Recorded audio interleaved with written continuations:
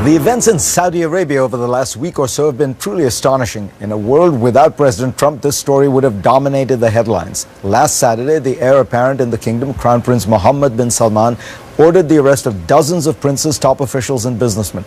The complaint was corruption, which the kingdom says cost $100 billion. This is an odd charge, since most observers would say that the kingdom of Saudi Arabia runs on patronage, kickbacks and graft. Among those arrested was Prince Al Walid, a well-known billionaire businessman and past guest on this program. And then there's this. This week, Saudi Arabia accused Lebanon of declaring war on its kingdom, and Hezbollah has accused Saudi Arabia of declaring war on Lebanon. So, what is going on? Ali Shihabi is a Saudi national who serves as the executive director of the DC-based think tank, the Arabia Foundation. Ali, it seems to me the first part, the anti-corruption stuff, is a consolidation of power for Mohammed bin Salman, the crown prince, and it appears like the one that Xi Jinping did, the anti-corruption plan, like Putin when he went after the oligarchs. This means that Saudi Arabia now has one very powerful ruler, correct? Fareed, I think there's a misconception about that, because the consolidation of power took place in June when Prince Mohammed bin Salman was appointed crown prince. Once he was appointed crown prince, game over. There were no centers of power that could dispute that. His succession would be automatic after the passing of the present king. So it is not so much a consolidation of power as two things. First of all, the issue of corruption, as you mentioned before, is something that has plagued the kingdom for many, many years. It's not just corruption. But let me put it this way. He just bought a $500 billion yacht himself. Yes. I presume that didn't come out of his salary as crown prince. I will tell you. There is no distinction between the wealth of the country and the wealth of the royal family. So how can you even talk about corruption? I will tell you that, because that story came out of a New York Times article about a year ago, which actually is factually incorrect. Now, does he have a yacht? He has a yacht. The question is not... Maybe it's 400 billion. It's actually substantially less, but that's not the point. The point is not, can there be one crown prince and one king and one yacht? The question in Saudi Arabia was that there were the equivalent of 10 kings, 50 deputy kings and 500 assistant kings. So that's what I mean. It's a consolidation. So, well, it's a consolidation of entitlement, because it has been estimated that if you want to call them elite entitlement and privilege, has been costing the kingdom somewhere between 10 to 30% of its budget. So it's not just historical corruption, it's corruption going forward.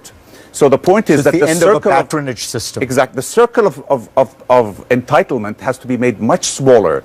And the way to do that is through shock treatment. Because, for example, the Crown Prince has been talking for 2 years on television that this has to end, we are not going to accept it. But, elites give up privileges with a lot of difficulty. Why Al Walid? Explain that one. Well, we will have to see what this. The rumor mill is that it had something to do with the fact that his portfolio, was highly leveraged. He'd borrowed a lot of money against his foreign holdings. In 2008, some people say, and again, this is a rumor, we'll have to see, that his firm was nearly bankrupt. But I feel like it also adds to the shock value. It does, of course. Well, the point is that his firm was bankrupt, and that he, with the cooperation of the then Minister of Finance, got the government to bail him out in an unfair manner. Right. Of course it does. Now, there are about 200 people have been arrested. The names that have been leaked have been high-profile names. The point is to send that message that if those high-profile people are no longer immune, if the biggest names in the land are no longer immune, then nobody will be immune. And I can tell you that has had the effect of changing behavior immediately.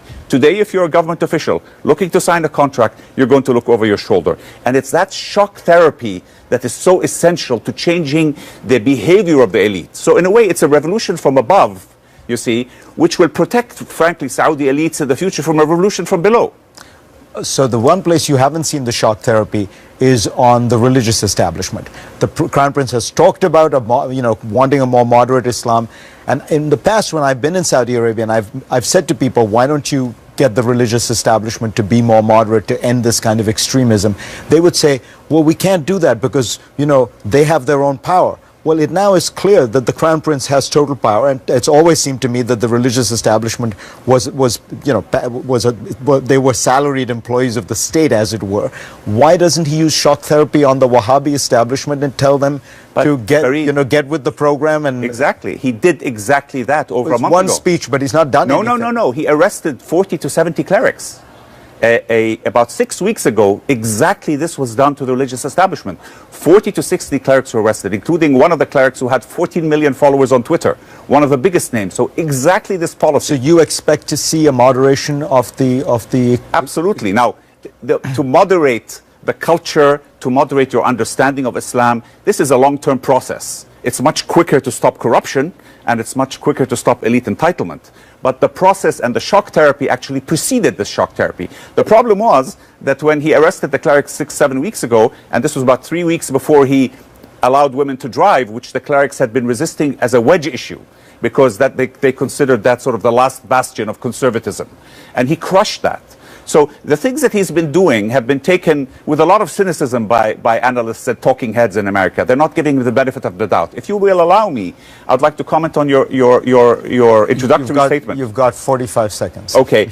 The book that you talked about, that talked about the playbook, Putin's playbook, for example. As I said, he consolidated his power already. So he doesn't need to do this to consolidate power. He needs to do it to re-educate elites that their period of entitlement and privilege is over. Well, now we have a little bit more time, so I will ask you about Lebanon. Very briefly, just explain what is going on. It seems as though this is part of a Saudi-Iranian Cold War being played out in Lebanon. Each side wants to influence Lebanon. No, it's not. The question is that Lebanon has become a state that is captured by Hezbollah. And Hezbollah, frankly, has morphed into a pure terrorist organization.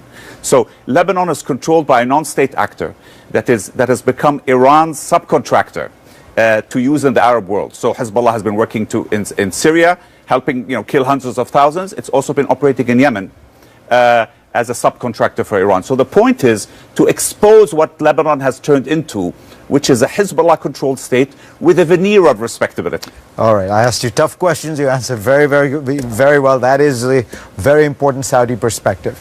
Next on GPS, how the Republicans have betrayed the legacy of their secular saint, Ronald Reagan, when we come back.